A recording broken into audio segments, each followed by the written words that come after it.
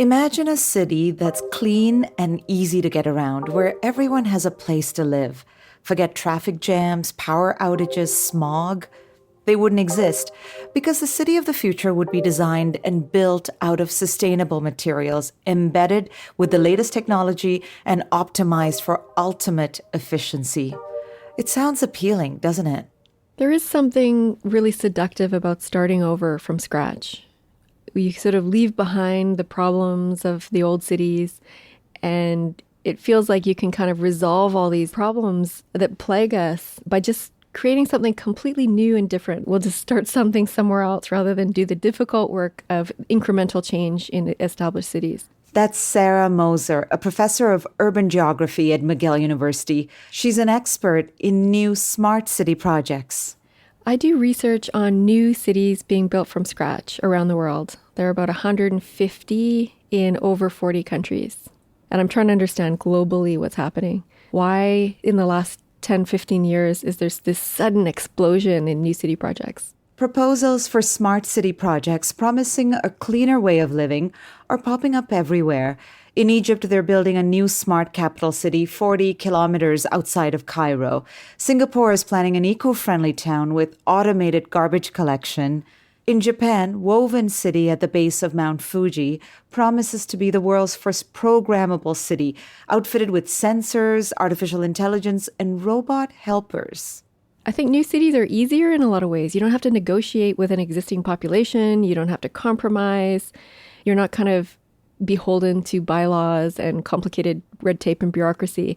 You just can kind of do anything. You have a blank slate. So property developers and tech companies are particularly drawn to new cities built from scratch because they're like an experimental playground in a way. I think that's a dangerous impulse, to, to be honest.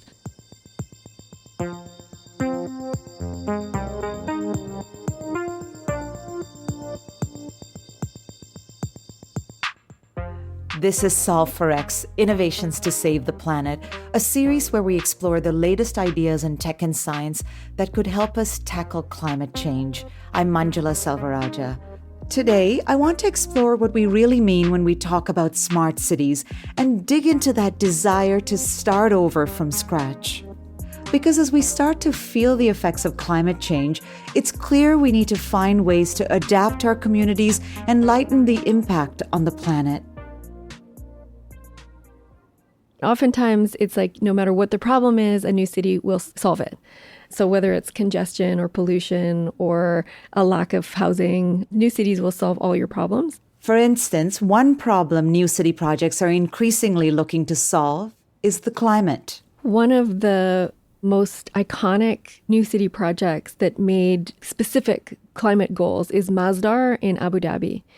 That was one of the earlier ones that was launched around 15 years ago. And that was trying to be the first carbon neutral city in the world. And so there would be no cars allowed in the city, and everyone would either walk around or take these personal pods underground that were these driverless pods. Masdar was supposed to be the first carbon neutral city in the world, but things didn't turn out as planned. This has been dramatically scaled back, kind of beyond recognition. And so now they're letting cars in the project.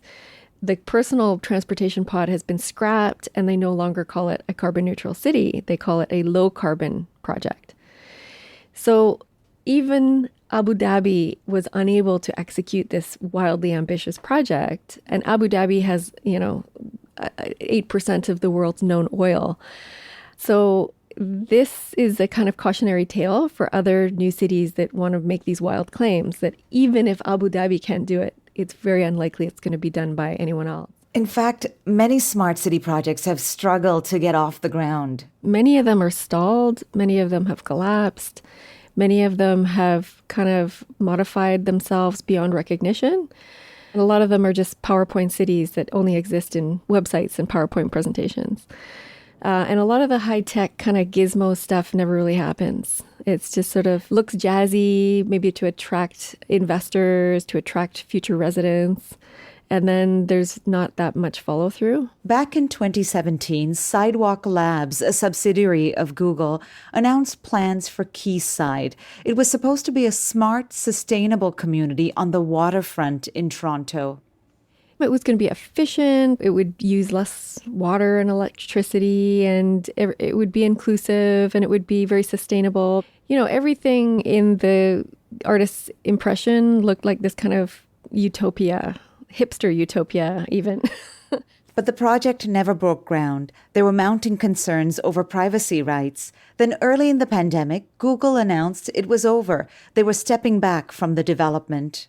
All Google claimed it would do was develop some undeveloped land, and they said, we'll pitch in $50 million of Google money to boost it. And I think everyone had stars in their eyes thinking $50 million is a lot of money. This is pocket change for a project like that. As Sarah says, there's an important lesson to take from the failed Google project in Toronto.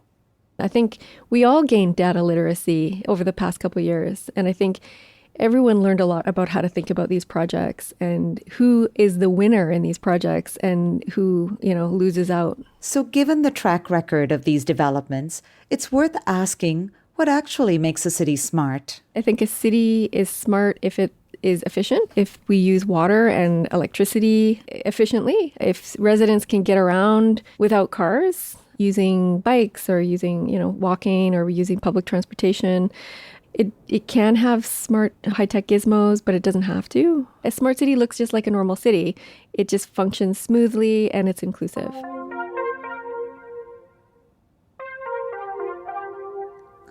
So you won't be living in a town with personal travel pods and robot helpers anytime soon.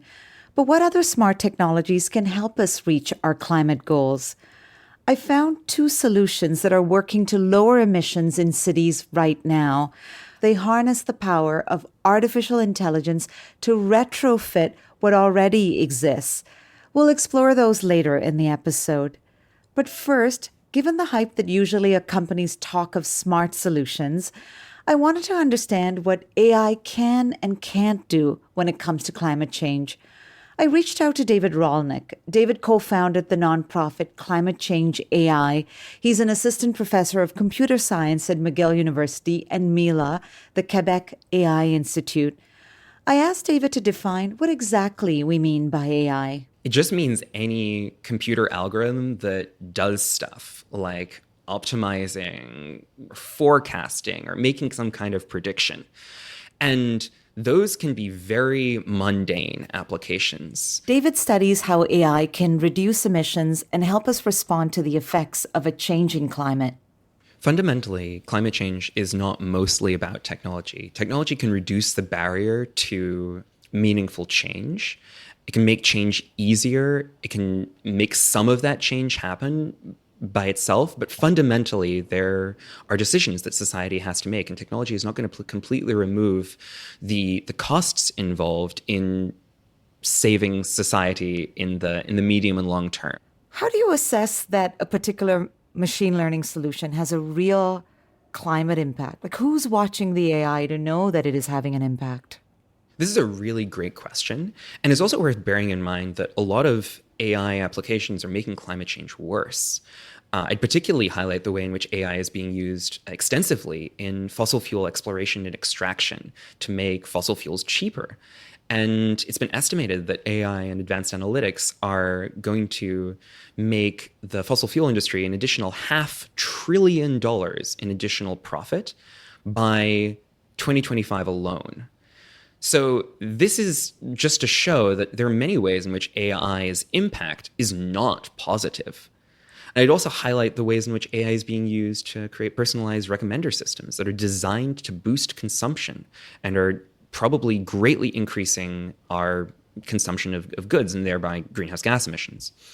So the overall impact of AI, it's not at all clear whether this is positive or negative. My guess is that probably there are more negative applications of AI than there are positive ones. We should still be working on the positive ones. What are those positive applications? Where can AI be most effective? It's mostly extremely unflashy things like understanding transportation demand. Where do people need bike sharing stations? Or how can we design infrastructure to reduce sprawl? It's about controlling heating and cooling systems in existing buildings to use less energy. We also see AI being really useful in forecasting to waste less power and enable better integration of renewable energy. Also interfacing between different modes of transportation, so enabling systems to work really smoothly with people shifting from buses to trains or to other forms of public transportation, really trying to make these kinds of systems work in the smoothest way possible. And I think that most of these are very readily implementable right now with the current technology that we have, that doesn't really require much in the way of additional built infrastructure or new technologies that are more speculative. But let's talk about optimization and how it might help retrofit cities. When it comes to AI in the city, in the news, we've heard all of these stories of building new, smarter cities, and then there are high-profile examples of how these cities fail to launch. In your opinion, how can AI help cities address climate change? Don't build a new city. Work with the city that you have. No need for, full-on buildings built from the ground up with magical sensors. Adding new sensors can be good, but there's a lot that we can do with the cities that we have in order to just make them more efficient and effective. Realistically, in the coming years, the vast majority of us are going to live in cities and towns that already exist. So we'll need to adapt our communities in smaller yet impactful ways. Take, for instance, buildings. Globally, almost half of all greenhouse gas emissions are generated by our built environment. A lot of carbon dioxide is involved in constructing roads, bridges, and sidewalks. It also takes a lot of energy to heat and cool our buildings. As an example, in Toronto, where I work, buildings make up 55% of the city's emissions. It's very evident to us because we all drive a car, how much gas it consumes. We're paying for it every day. But buildings is that silent giant in the world where it consumes just an enormous amount of energy. And within that building, by far the single biggest consumer of energy is the heating and cooling of that building. That's Sam Ramadori. He's the CEO of Brainbox AI, a Montreal-based company that's working to reduce the carbon footprint of commercial buildings. So let's take your average building today. That building has a system in it that has a lot of pieces of equipment that's designed to either heat or cool your room. I want that room to be 22 degrees Celsius.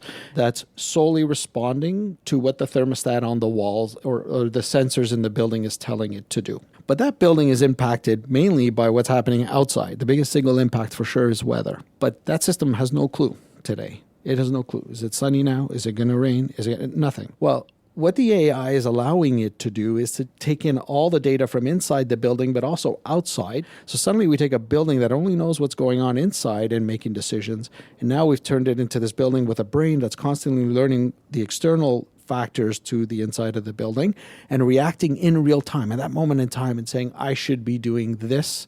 And this is far more efficient than what the building used to do when it was blind to the outside world.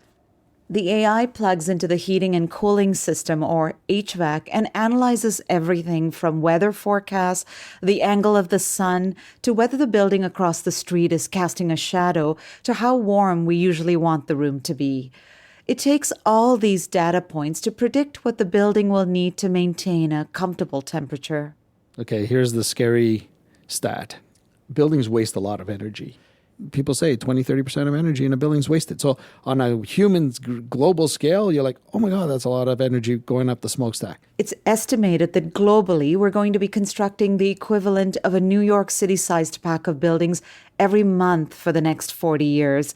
And that's on top of all the buildings we already have. That's a lot of HVAC systems to optimize. That's what we need. We need to have systems that are much more intelligent than they are today. That's even more important when you think about where our energy is coming from. Sam told us about how they partnered with Watt Time, a nonprofit that predicts the carbon intensity of energy minute by minute. The goal is to help buildings make even smarter decisions about when and where they get their energy. So isn't that cool? The building can now say, well, okay, I'm using energy now. It's pretty clean energy. In about 2 hours, it's going to be pretty fossil fuel driven. So, pretty dirty energy. is there anything I could do to use more energy now and then later just coast by and try to use as little possible as that dirty energy?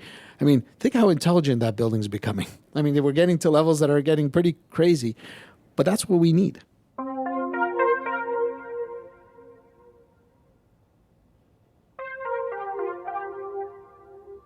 The idea of making sure climate technology is tailored to the particular needs of a building applies on a much wider scale, too. What might be a smart solution in a big city may not make sense in a small city and vice versa. Take, for instance, public transit. To learn how the town of Fort Erie is working to reduce their greenhouse gas emissions from the transit system, we reached out to one of their drivers. My name's Marty Leduc, and I've been basically driving transit for over 20 years. Over the years, Marty noticed an alarming trend on his bus route. There's different times where on the buses, we would be driving empty. But when you think about the climate, that's a lot of fuel wasted.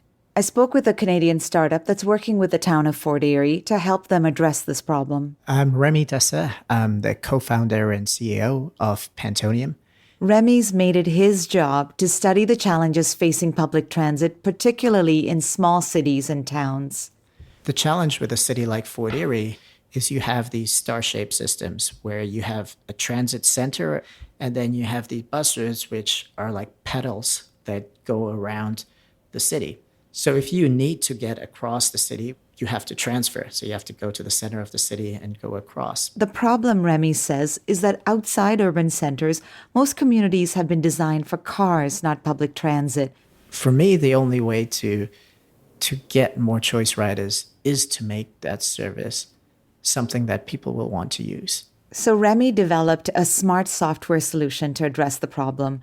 Instead of waiting at a bus stop or transferring lines, the platform lets people choose where they want to go. Because we can really understand the true origin and destination of where people are going, we can create these dynamic routes. And if we see a trend where it makes sense to have a fixed route, we can put in a fixed route into place. Is that the right way to approach things, to retrofit a system that we know has problems? I mean, these buses ultimately rely on fossil fuel. What about electrification? I think that's very important to electrify bus fleets. But going back to looking at what are some of the causes of the issues of why people are not using public transit. If we have an electrified bus fleet and no one is using public transit, we're still at the same problem. The hope is that more people will take public transit, and more riders equals lower overall emissions. But creating a smarter public transit system to meet that challenge is not so simple. When it comes to optimizing where people need to go in real time, that requires some complex math. So if I need to go to 3 stops, there are actually 6 possible ways of me doing that. But if I have to go to 10 stops, it's over 3 million different ways. So that problem gets big very, very fast. And being able to solve that problem in real time, that is the challenge. Tell me about some of the municipalities that you're working with right now. Yeah, so we're working with municipalities in different places in North America. I'd say one of the most interesting ones, which we just recently deployed about 5 months ago, is city of Fort Erie. Their ridership was declining. Not many people were using public transit, and they were trying to find a way to really get more people to use public transit and making it more accessible. Part of making transit more accessible also means thinking about how people access this new on-demand service. But not everyone has a smartphone or a computer, so they made sure to install a phone number and dispatch operator who can help people book rides and get where they need to go. Hello. Thank you for calling the Fort Erie Transit. Good afternoon, Fort Erie Transit On Demand. This is Ashley speaking. The shift to on-demand service means that the catchment area has expanded to cover rural areas as well as downtown. And where are we taking you to? To Waverly Beach Park, please. I was curious to learn how things have changed for the transit operators and bus drivers themselves. Back to Marty Leduc, who drives public transit in Fort Erie. With the system now, if we're traveling, we're basically have somebody, either we're going to pick somebody up and take them to their destination, which we might have to pick up other people en route. And our areas have expanded to the whole boundaries of Fort Erie, so our ridership has increased quite a bit, which makes it a lot better for the community of Fort Erie. According to statistics from the town, ridership has increased even beyond pre-pandemic levels. But that's not the only change. The town also decided to make another big switch, moving from diesel buses to minivans. And even with like 6-7 vans on the road a day, we're using less fuel than what the buses were using. But not everyone got on board with the change they were seeing. We've had good response with it, and we've had bad. Like, we have lost some of our original customers that use the buses. Like, unfortunately, with the COVID going on and the pandemic, where they're more in a closed area. Where the buses, you had a more open area where you could sit away from people. But the thing is that we've lost some of our old customers, but we've gained a lot more new customers. As a driver, Marty sees the importance of bringing everyone along. And oftentimes, that comes down to meeting people where they're at. Doing the job long enough, you see the changes, you see the way the people are, and you learn to understand how the way that people are thinking. So knowing how to deal with that customer so you're making them happy with the ride they're on. So how does Marty feel about how AI has impacted his life? Well, I wouldn't say the AIs are taking over. Like the system is a good system. It does have its flaws. There's times where you can't just follow the system. You have to think outside the box. Like, we'll pick up passengers. I'll have 2 people in my van, and it'll have me driving right past one of the riders stops, right, to drop off somebody else first and then backtrack to the other spot. Myself, I don't do that. If I'm going by somebody's stop, I'm going to drop them off. And as we saw in both Toronto and Fort Erie, we've got to do the work to make sure every solution works for the community and is implemented in a smart way. We really do need tech experts evaluating this and advising government officials who often have no background in this kind of area. And so we really do need to get up to speed fast. This is moving way beyond what most of us can keep up with. As we confront climate change and rethink how we plan our cities, we might also need to rethink what a smart solution looks like. Here's urban geographer Sarah Moser on what she'd like to see more of. I think retrofitting is what we need to do, kind of globally. It's not this sort of like snazzy topic that's going to get magazine covers and lots of long-form journalism, but that's what we need to do. Oftentimes, the solution is kind of boring. HVAC systems. Who wants to talk about HVAC systems? But that can actually make a real dent in our carbon footprint. I think the future is going to look like pretty much like this, I hope, with modifications and improvements and incremental change and good policy. It's policy about creating bike lane infrastructure. It's policy about planting and maintaining trees and replacing them when they die. And having kind of a nice canopy in our cities that reduces our need for air conditioning. So government officials really need to be scrutinized, and they need to be educated on the value of these technologies. And there's a lot we have to tackle. Helping cities address climate change will take a number of tweaks, both big and small, to get us where we need to be.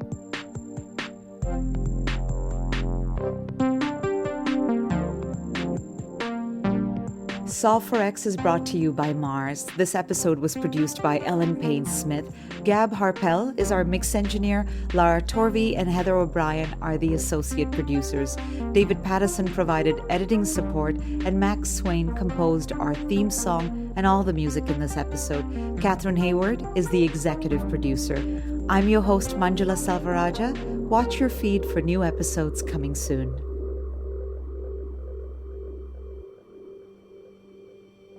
The Mission from Mars initiative was created to help scale carbon-reducing innovations by working to remove the barriers to adopting new technology. Mission from Mars thanks its founding partners HSBC, Trottier Family Foundation, RBC Tech for Nature, and Thistledown Foundation. It has also received generous support from Peter Gilligan Foundation, BDC, EDC, and Mitsubishi Corporation Americas. Learn more about the program at missionfrommars.ca.